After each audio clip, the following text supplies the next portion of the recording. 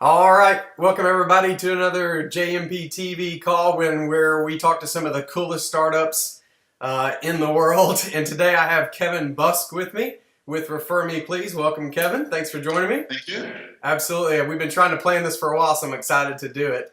Definitely, me too. Absolutely. Well, just go ahead and give us your 60-second pitch on what Refer Me Please is. Yeah, so as you said, my name is Kevin Bosc and I'm the CEO and co-founder of Refer Me Please. What is Refer Me Please? It's a professional social network that helps candidates or people looking for a job to connect with employees working in companies who are using the employee referral programs. So basically, it's just like helping the connections and making the connection super easy between people looking for a job and employees just to get some referrals. So you can see Refer Me Please as LinkedIn, but easier and really focusing on connecting people together to find a job. Which I think is an absolutely fantastic idea. You know, when I did Go Grab Lunch, it was all about connecting relationships to help people figure out how they could help each other's business grow. And you're really doing the same thing, except you're helping them find maybe their dream job with some of these companies that I find oftentimes it takes a referral just to get in with in the first place. Do you find that to be true, that it takes a referral to get into some of these big companies?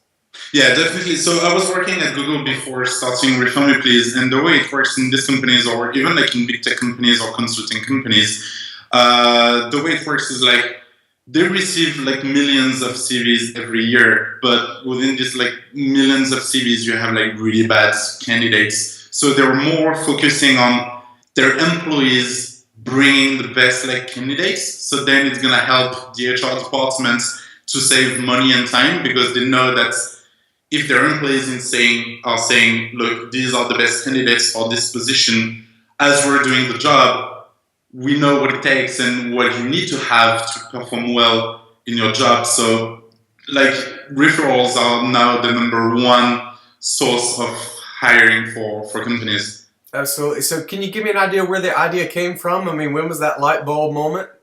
When I was working at Google, like they were recruiting a lot in my team.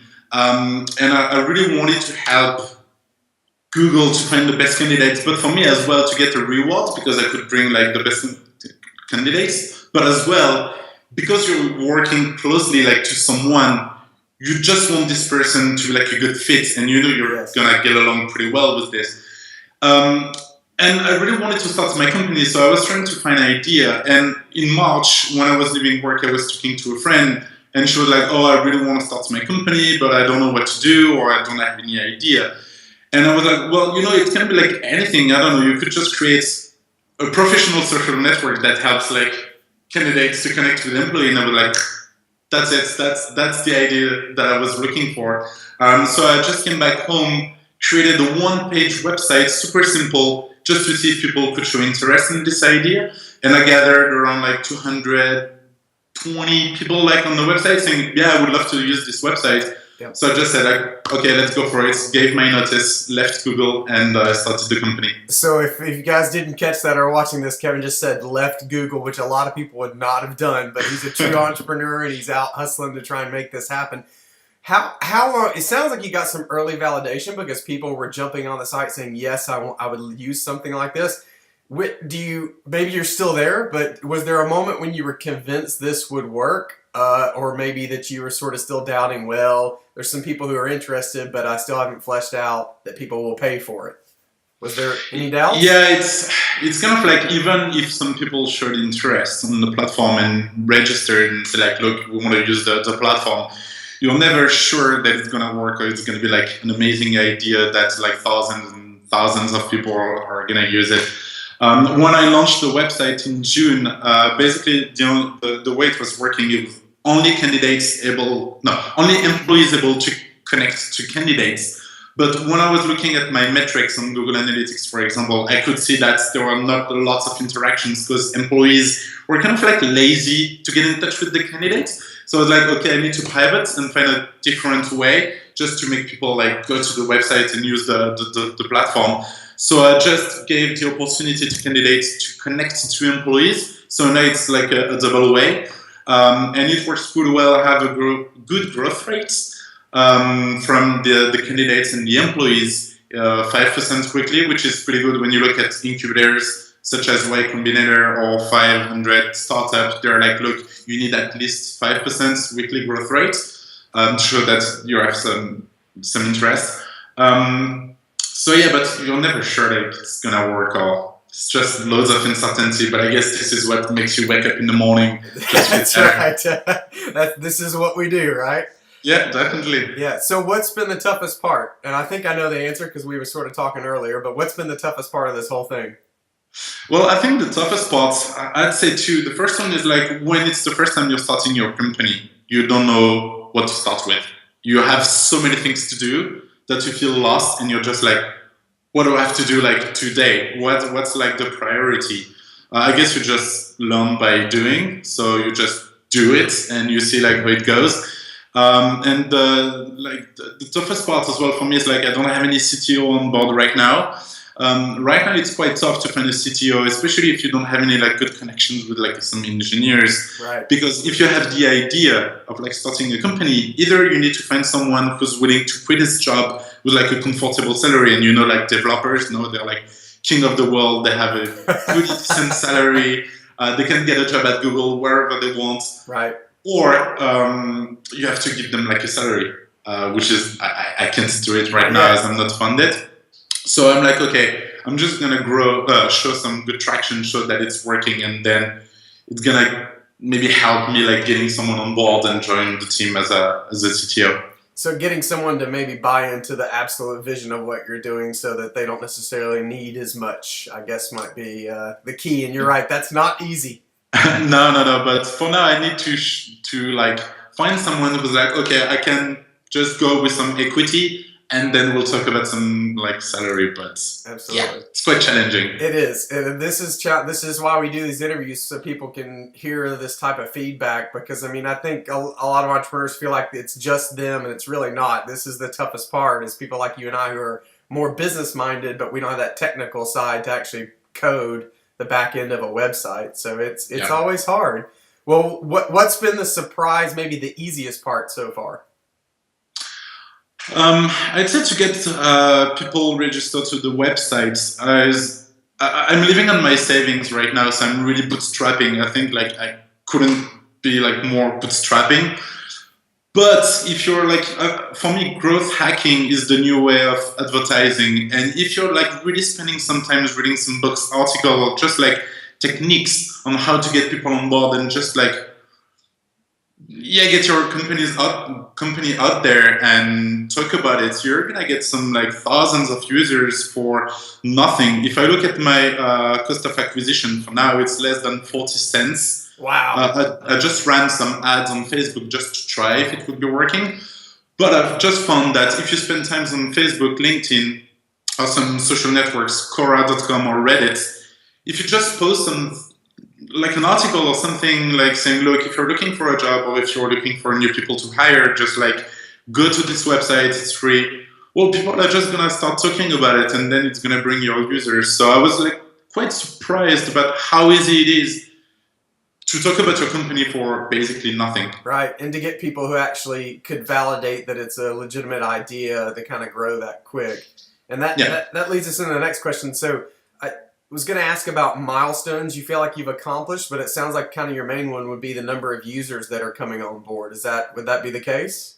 Yeah, definitely. So for me, it's like really to grow a big users database, because I need some people looking for a job, but I need some employees looking for them as well. So if I only have employees and no candidates, no one's going to use the websites anymore. So for me, the milestone was like first validating the idea, then keep a good growth rate, monthly or weekly, it doesn't matter. And then validate the idea with the HR, which is they're going to be like the third side using the website. So now I have to focus on bringing them on board to start bringing some revenue. Yeah, and that can be the tough part of models like this, is that you have to fulfill sort of the chicken and the egg analogy. You gotta get the HR departments willing to hire the candidates, but you got to get the candidates to put in front of the HR, and it's tough to get them at the exact same time. I dealt with the same thing. We had to have members who were going to restaurants and restaurants who were willing to accept the members, and it was tough. And then when we grew, we were fortunate enough to grow kind of like you did, just kind of through word of mouth. We had members in 45 countries, and I couldn't run around and find restaurants in 45 countries. It was just too hard to do. So you mentioned that you're bootstrapping so far. Was that a deliberate decision to kind of try and accomplish some milestones and push up valuations so that when you talk to investors, you were able to get sort of a more favorable deal? Or talk us through that. Definitely. Well, I don't have any investors in my network, and I know it takes some time to find like the right investors, because you don't want just someone to bring money. You want someone who's going to advise you as well and help you like going to the right direction. And I didn't want to spend too much time at the beginning to find an investor, because if you're just like, look, this is my idea, but no one's using it yet, like they're going to be like, okay, but come back later. Right. So I just wanted to like grow, show some traction, and then I know it's going to help me finding the right investor. But then when you're bootstrapping, you're really, really trying to spend less money and get the best results. So for me, bootstrapping first, I think would help me keeping this mentality. Even if I get funded, I would be like, okay, even if I raise like $1 million, let's say, I know how to grow my user database for nothing. Right. So I'm going to have a better burn rate, and I'm going to be able to last longer with the same amount of money. Right. No, that's great. This is a key takeaway for anyone watching or going to watch this after we've saved it. It's not all about running out and getting an investor almost immediately. And a lot of people think that's the easy solution, so they'll have capital to do stuff with. But it's about putting in hustle and validating your idea. And that also helps you when you do go get investors, because you've accomplished milestones and your valuation should be quite a bit better. So what's next for you? I mean, what's on the horizon for the company? What's kind of your next big thing you need to do?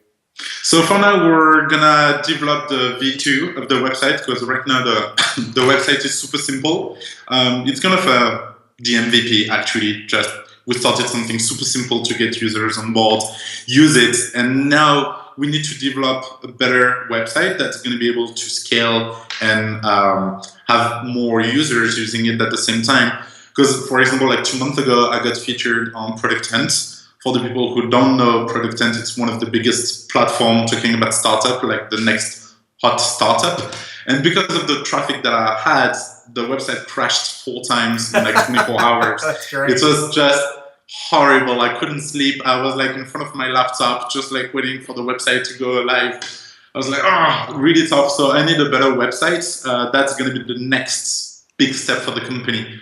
Get a better website, so then I can bring HRs on board and keep on growing the user database. Right. Well, I actually want to give you a compliment, though. I think from the front-facing side, the design of the website, I really like it. I think it looks really sleek and very quickly tells a story of what you're trying to do. Why don't you share how people can get in contact with you, or maybe the website? So the website, you have a form at the bottom of the website, or on Facebook, LinkedIn. Just refer me, please, or you can shoot me an email to kevin@refer-me-please.com. Okay. And what's the actual URL for the website right now?